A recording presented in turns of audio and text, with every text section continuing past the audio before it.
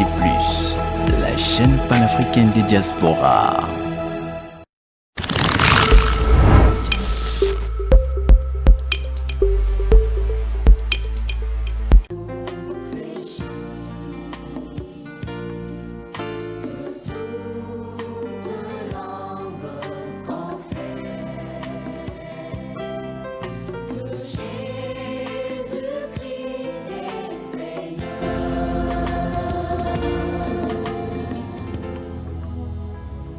Depuis toujours, la solution facile et inquiète. Pour l'Église, ce n'est pas l'attirance le problème, mais l'usage de ce que l'on en fait.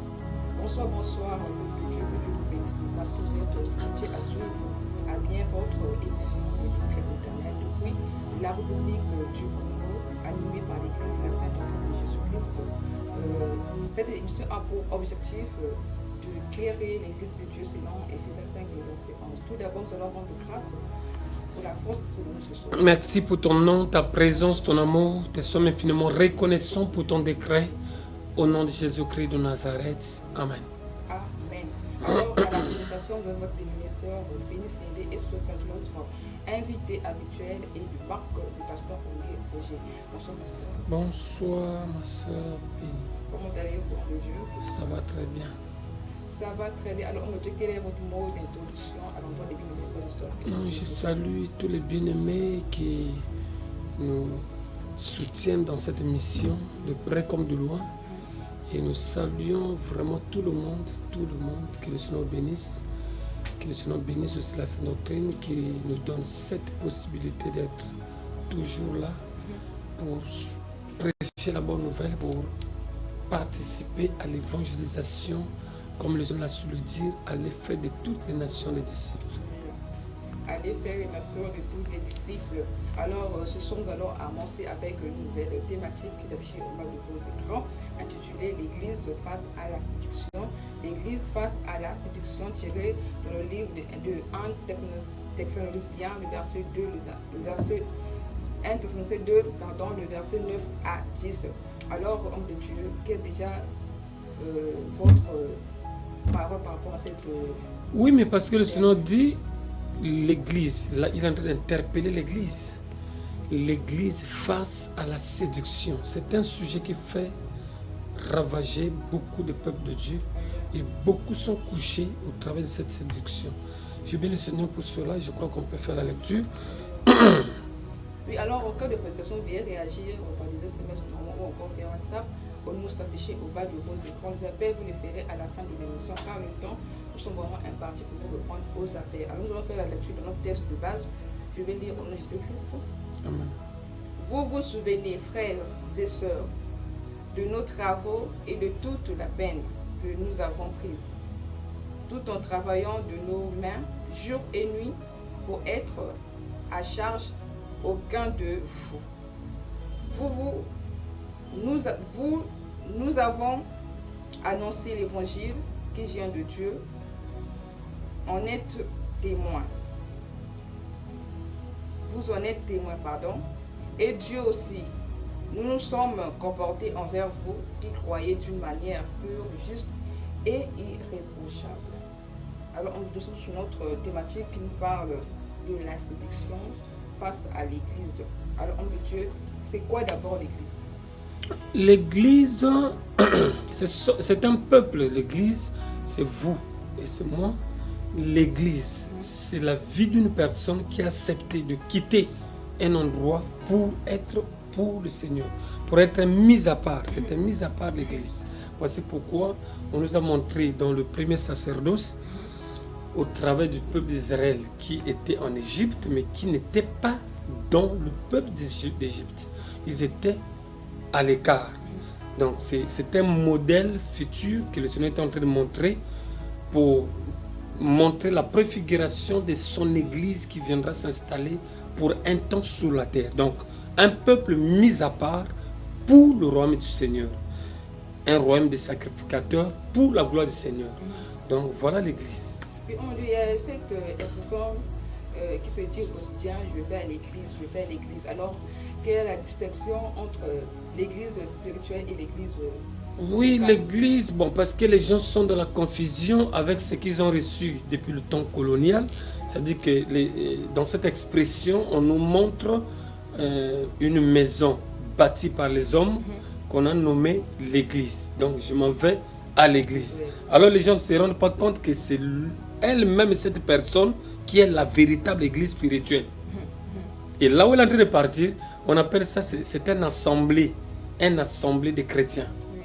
L'assemblée de l'Église. Vous voyez? Donc, c'est l'Église qui se retrouve dans cette assemblée-là. Ce qui est construit, bâti par les hommes, c'est pas ça l'Église en fait. Donc, il y a une confusion dans les paroles et les gens avalent cela comme ça.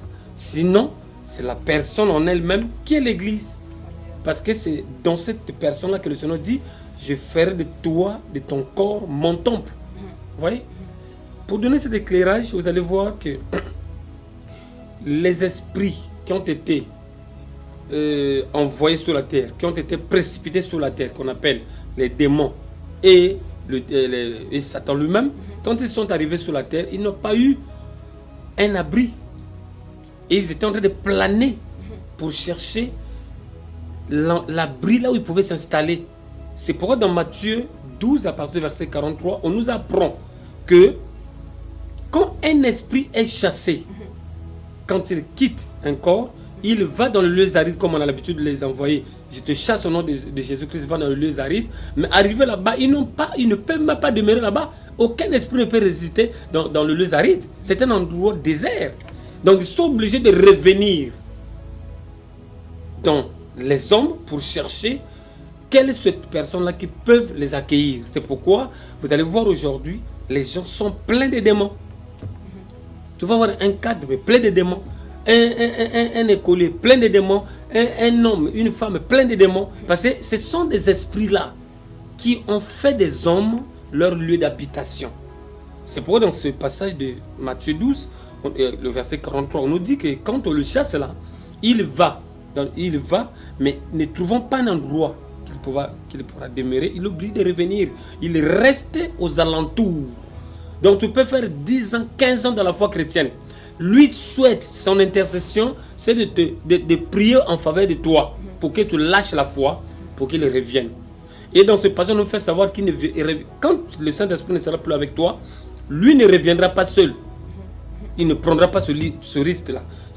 Donc il va chercher les 7 démons plus forts que lui. Quand il reviendra s'installer, personne ne pourra le déloger. C'est là où vous avez des gens aujourd'hui qui sont devenus des athées. Quelqu'un qui priait hier, aujourd'hui qui ne prie plus et qui tu ne peux plus le reconnaître en tant que chrétien. Parce qu'il est possédé de la tête aux pieds.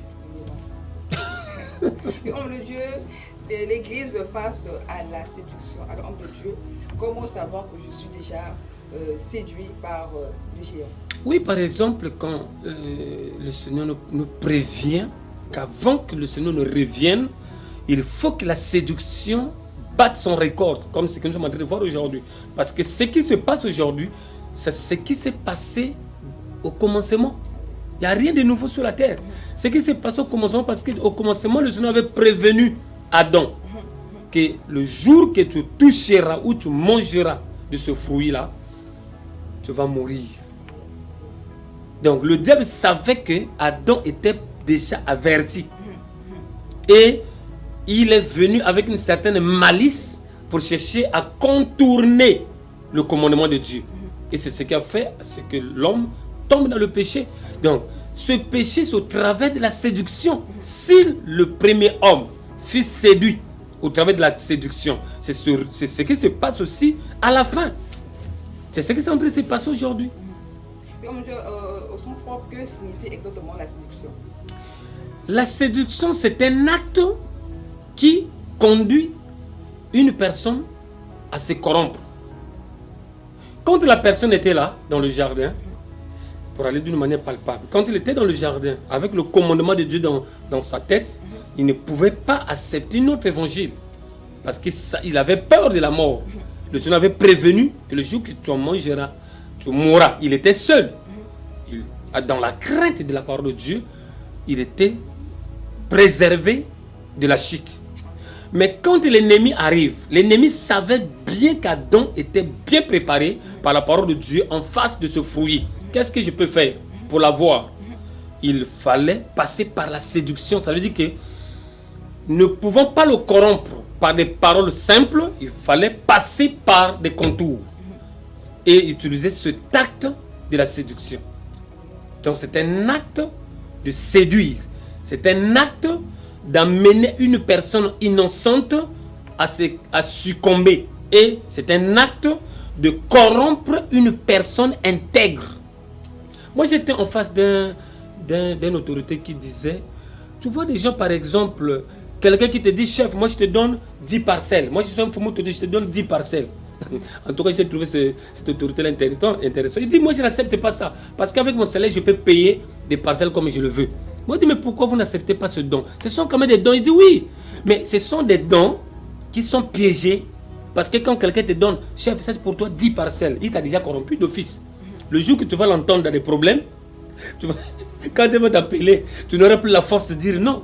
Tu vas se soumettre et pour intervenir, pour l'épauler dans ses conneries. Vous voyez? Donc c'est ça par exemple. C'est un exemple clair et de cette autorité-là. J'avais reçu cette instruction. Je me suis dit oui. Donc tant mieux avec ce que tu touches, travailler et gagner légalement, proprement tes biens, que de les avoir au travers des corrompus qui viennent te soudoyer pour c'est ce qu'on appelle des biens mal acquis par exemple. Voilà. Alors, qui séduit? Est-ce juste le malin ou bien Dieu aussi séduit? Non, Dieu ne séduit pas, Dieu est clair.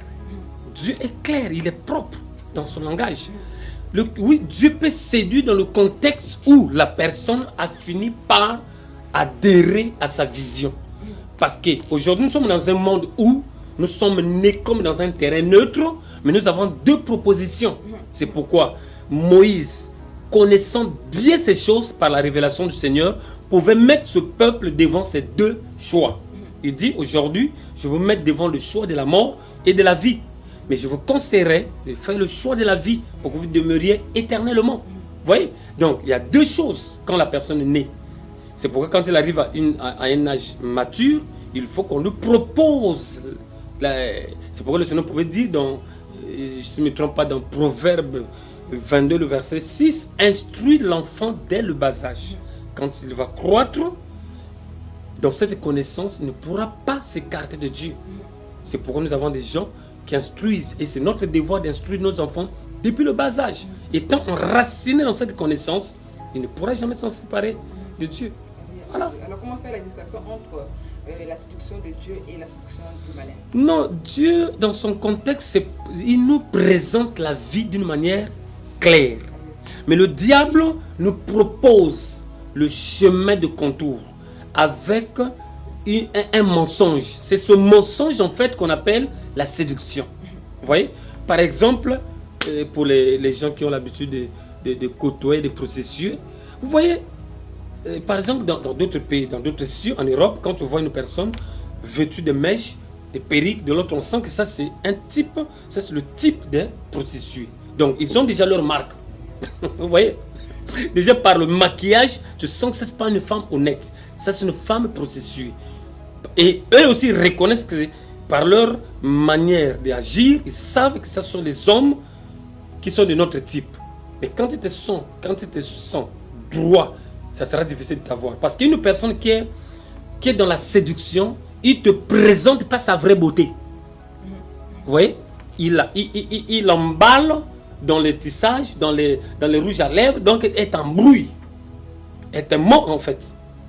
Et quand tu suis ce mensonge, quand vous allez arriver quelque part, un jour, 2 jours, tu vas commencer à ressentir. Ah, mais ce que j'avais vu le jour là, ses yeux étaient en train de briller comme une chinoise, comme une japonaise. Mais aujourd'hui, tu la vois comme ça. Tu vois, c'est pourquoi il y a des divorces aujourd'hui. Mais les gens ne comprennent pas. Parce que le monsieur là, tu l'avais séduit la nuit dans une boîte. Et lui aussi, étant dans les drogues, il ne pouvait pas bien te voir. Il avait trouvé une métisse amenée chez lui. Après avoir dépoussiéré tout par l'eau, il te voit maintenant dans la nature. Il ne peut plus. Il a 2 faces devant lui. La face de la séduction et la face naturelle. C'est pourquoi le Seigneur, pour ses enfants, il veut que ses enfants soient dans la nature.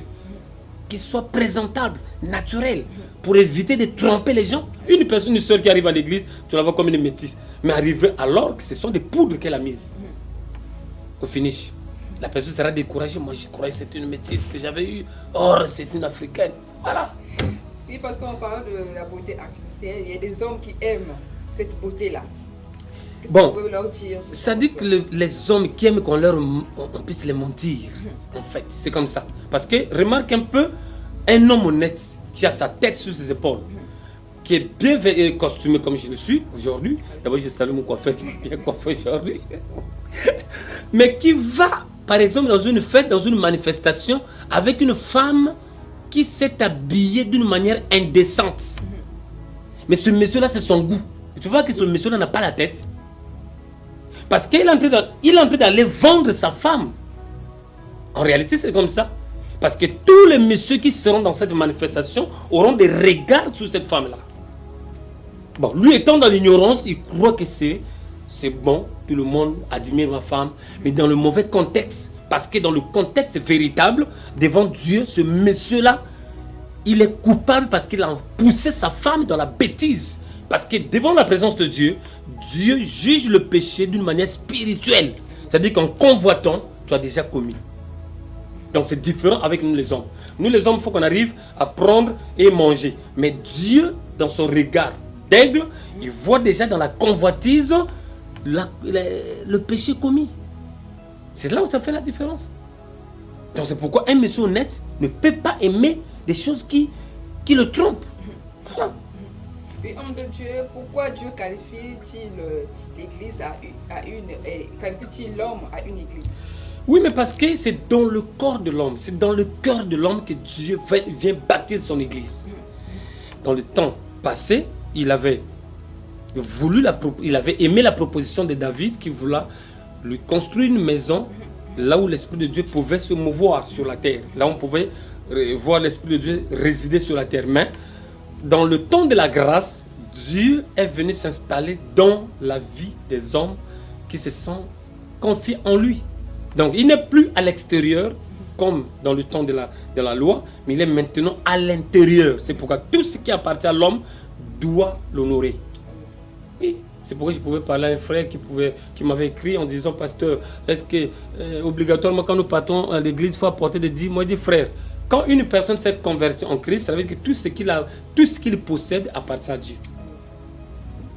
Donc Dieu veut que tout ce qui est en vous le glorifie. De la tête jusqu'aux pieds. Parce qu'il a fait de vous un royaume de sacrificateurs. Il a fait de vous un temple pour lui. Donc il ne veut pas que le diable trouve de l'espace. C'est pourquoi il dit: résistez-lui avec une ferme assurance et il fuira loin de vous. Voilà. Parce qu'aujourd'hui, d'autres peut-être pensent: bon, pour avoir le mariage, il faut que je trompe les gens.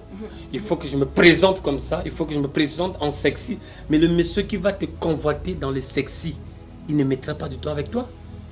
C'est la convoitise de la chair qui va s'enflammer. Mais dès lors qu'il va atteindre le but, il te lâche. C'est pourquoi vous avez vu des gens qui disent: moi je ne comprends pas, papa, je trouve quelqu'un, mais 2 jours, 3 jours après, il me lâche. Oui, mais parce que tu l'as servi, tu l'as attiré par la chair. Donc votre relation est située sur la chair et non en esprit. En esprit, il faut rentrer dans l'originalité. Voilà. Alors, qui peut être une église de Dieu? L'église de Dieu, qui peut être cette église? C'est une personne qui a accepté la proposition de Dieu. Car la Bible dit dans Romains, et plutôt dans Jean 3,16, car Dieu a tant aimé le monde, il a donné son Fils unique, afin que quiconque croit en lui ne périsse point, mais qu'il ait la vie éternelle. Mais celui qui n'a pas accepté cette proposition, c'est celui qui se focalise dans la religion pour se vêtir d'une hypocrisie. C'est-à-dire qu'en acte, il peut montrer comme s'il est dans la parole alors qu'il n'est pas dans la parole. Il est loin de la parole. Ce sont ces gens-là qui vivent dans la séduction parce qu'ils sont corrompus d'entendement et ils sont réellement corrompus. Ils acceptent des choses sans vérifier. C'est ce monde que nous sommes en train de voir aujourd'hui. Parce que le Seigneur nous a prévenu qu'avant qu'il ne vienne, de la même manière que cela s'est passé dans le jardin d'Éden, avant que le Seigneur ne descende pour la 1e fois, l'ennemi avait précédé pour séduire. Et les gens étaient tombés déjà. Quand le Seigneur arrive, les gens ne le croient plus. Et les gens étaient obligés de s'écarter. Qu'est-ce qui a fait que les gens s'écartent de Dieu?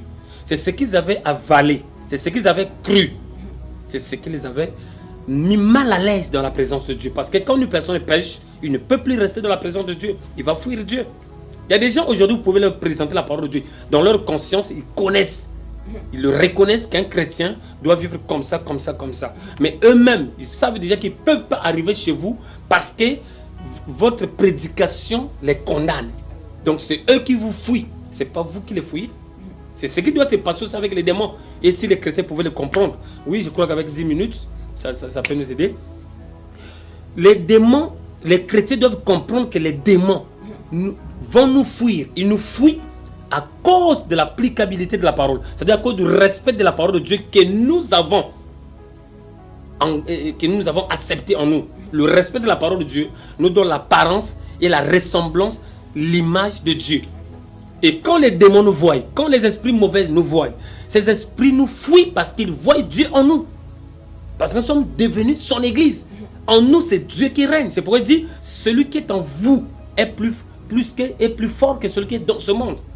Voilà le contexte. Mais quand quelqu'un vit dans l'hypocrisie, ça veut dire qu'il vit avec le monde, il se fait semblant de suivre Dieu, cette personne ne peut qu'être dans le contexte des gens corrompus et séduits.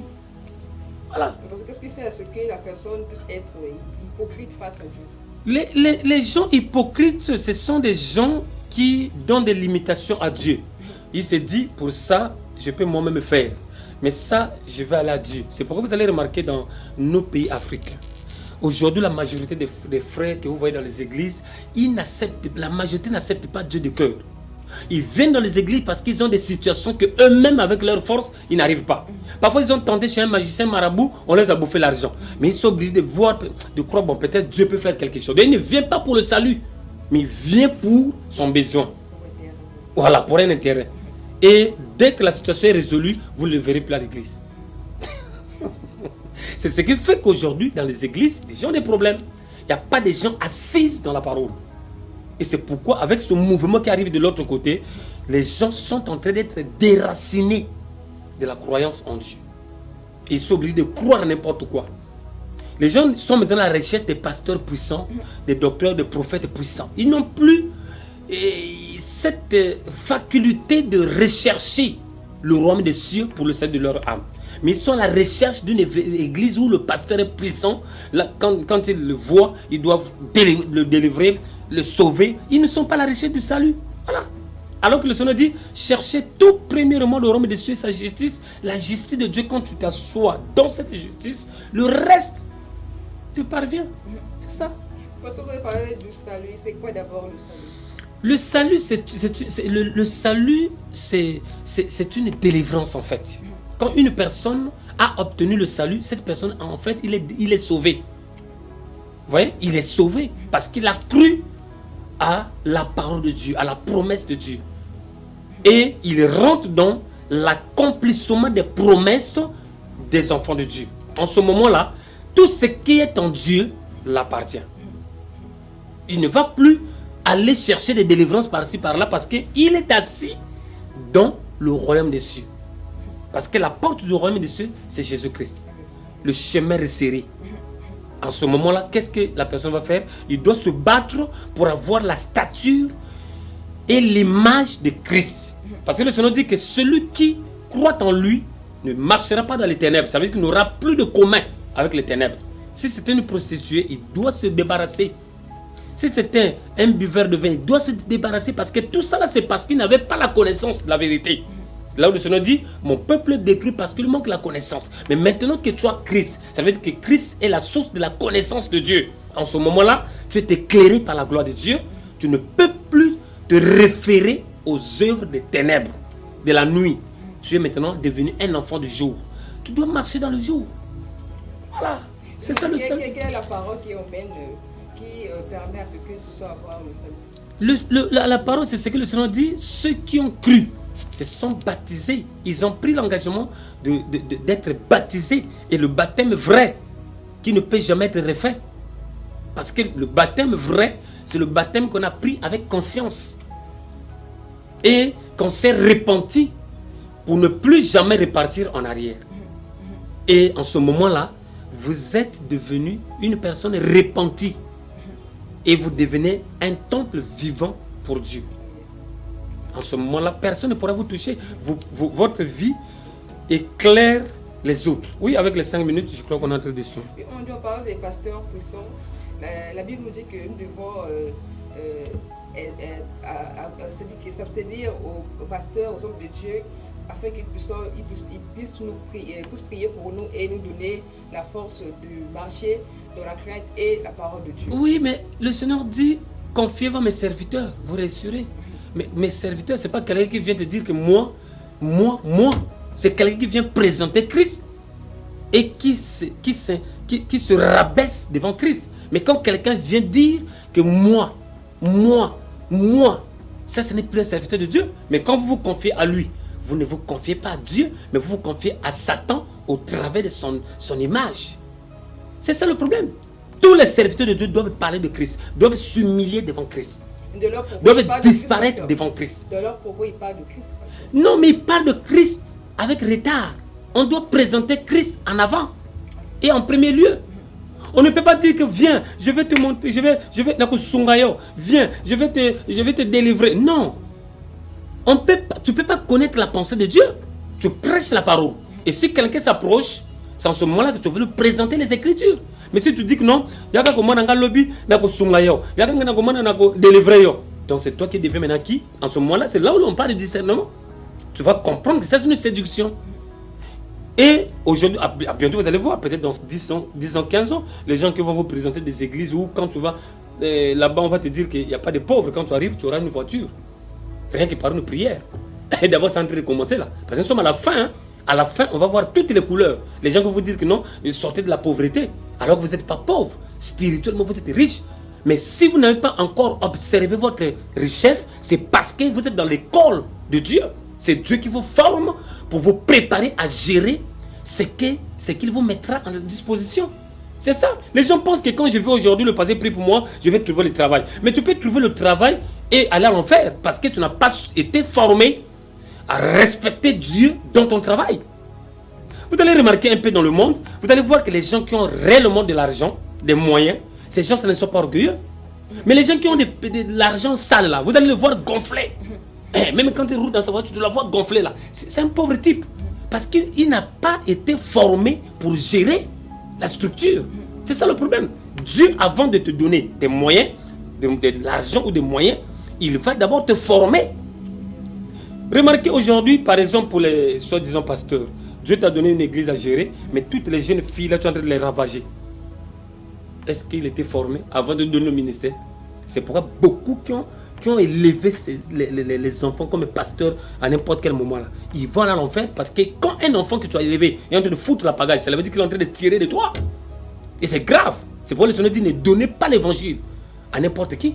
Il faut des gens modèles qui ont des témoignages calibrés, qui peuvent dire non au péché et à la séduction. Sinon la personne va changer la Bible rien qu'avec une voiture qu'on lui a partagée. Oui, c'est ça la séduction. Alors, comment faire pour être une véritable église? Vous savez, pour être une véritable église, il faut accepter la croix du Seigneur. Tel que j'avais un témoignage, que je pouvais... Oui, on nous fait savoir qu'on a tout bouffé. Vous savez que j'avais un couple, par exemple, qui soutenait l'église, qui soutenait l'émission à 50 000 par mois. Mais quand cette soeur vient me dire, par exemple, papa, mais il faut accepter que les soeurs viennent avec des bijoux, des rouges à lèvres, il faut les laisser comme ça. Avec le temps, ils vont changer. Moi, je dis, ma soeur, ça c'est un évangile fausse. Mais pourquoi cette soeur voulait imposer cela? Parce qu'elle se voyait qu'avec les 50 000 ou 100 000 que je donne pour payer l'émission, ma contribution là va peser et le pasteur va accepter ma dictate. Mais quand je l'ai dit, ma soeur, je préfère rester avec un seul partenaire que d'accepter vos propositions. La sœur était partie. Voilà, avec son argent. Donc c'est pour dire qu'il faut avoir des pasteurs comme ça. Mais si d'autres devaient dire, ma soeur, là, on va régler ça, maman, on va régler. C'est ça, c'est qui est en train de corrompre et détruire les églises. Et quand tu vois l'église n'a pas de forme à cause de corrupteurs qui vous amènent des moyens, mais avec des dictats et des conditions. C'est la séduction qui est en train de détruire les églises aujourd'hui. Voilà. Comment faire pour résister face à cette... Pour résister, il faut être des vrais. Parce qu'un vrai dollar ne peut jamais changer sa forme. Le Seigneur dit qu'un bon arbre ne peut pas produire de mauvais fruits. Voilà, ni un mauvais fruit ne peut pas sortir de bon arbre. Donc c'est pour dire que si vous êtes de Dieu, acceptez Dieu de cœur pour que vous puissiez voir Dieu. Sinon vous allez croire que Dieu est devenu magicien comme certains qui pensent que non, quand je vais dans l'église, en tout cas il y aura un bâton magique qui va me créer un miracle. Non, Dieu est dans l'originalité. Il fait des choses dans son originalité. Celui qui croira verra la gloire de Dieu, c'est ça. Le mot de la fin, c'est pour dire à l'église qu'avec ce nouveau thème que le Seigneur nous donne, l'église face à la séduction. Tout ce que nous sommes en train de voir est en train de venir dans le sens de la séduction et corrompre l'entendement de l'église et pousser l'église à changer de vision. Rester stable parce que le Seigneur n'a pas changé. La Bible dit qu'il est le même hier, aujourd'hui et éternellement. Que le Seigneur bénisse. Que le Seigneur nous bénisse. C'était donc votre émission, le décret de l'Éternel. Que la vraie séduction, c'est celle qui emmène vers Dieu et non envers soi et ses intérêts. Alors, votre émission passe chaque jeudi en direct sur la chaîne TVT+, à partir de 21h et la review chaque mardi à partir de 21h aussi. L'église se situe à Pointe-Noire, au quartier Macabuca 118, justement à l'arrêt station Africa Shop, 2e ruelle, à votre droite, à la 5e parcelle à votre gauche. Alors, pour ceux qui veulent être en lien avec l'homme de Dieu, vous pouvez le contacter. Le nom est affiché au bas de vos écrans. Pour ceux aussi qui veulent soutenir l'émission, vous pouvez envoyer vos contributions. Le nom est affiché au bas de vos écrans. Alors, pour ceux qui veulent aussi approfondir leur connaissance, vous pouvez aller sur notre chaîne YouTube. Tapez juste le décret de l'Éternel et vous serez encore édifié. Alors, nos programmes de l'église, nous avons chaque mercredi, vendredi à partir de 15h et le dimanche, nous avons l'explication de à partir de 8h30. Alors, si vous avez suivi ces belles images grâce à notre maître Nice qui est derrière la caméra. Gloire à toi, Seigneur. Merci pour ton nom, ta présence, ton amour. Nous sommes infiniment reconnaissants pour tes bienfaits. Au nom de Jésus-Christ de Nazareth. Amen. Restez debout jusqu'au bout. Que le Seigneur bénisse. Que le Seigneur comble de sa grâce.